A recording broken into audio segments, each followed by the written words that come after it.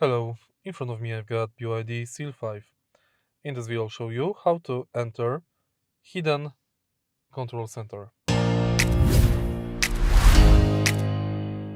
To find hidden control center, from the top of the screen scroll down.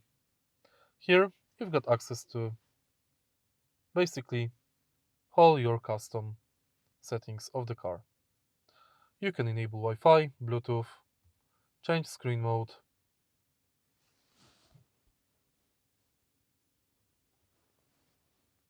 change brightness level and volume, mute and take screenshot.